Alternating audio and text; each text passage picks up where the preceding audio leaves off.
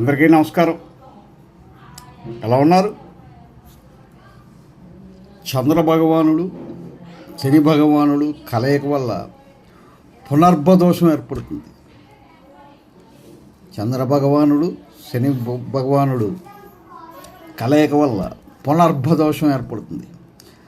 రాశి చక్రంలో చంద్రుడు శని ఒకే నక్షత్రంలో ఒకరి స్థితి అయినా లేదా దృష్టి ఉన్న లేదా ఒకరు కోణస్థానాల్లో ఉన్న చంద్రశనులకి చంద్ర భగవానుడికి శని భగవానుడికి సిగ్నిఫికేషన్స్ వచ్చాయని అర్థం చేసుకోవాలి.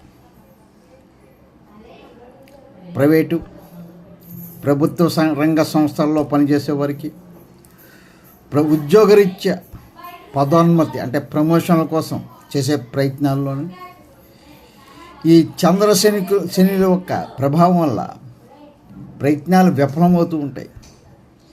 ఈ గ్రహాలు రాహుకేతు గ్రహాల ప్రభావం ఉంటే రాహుకేతు గ్రహాల ప్రభావంలో ఉంటే ఉద్యోగరీత్యా ప్రమోషన్లు ఉండవు. ఉండవు. ఇది నగ్న సత్యం. ఇదండి పునర్భదోషం గురించి. చంద్ర శని గ్రహాల కలయిక వల్ల ఏర్పడుతుంది.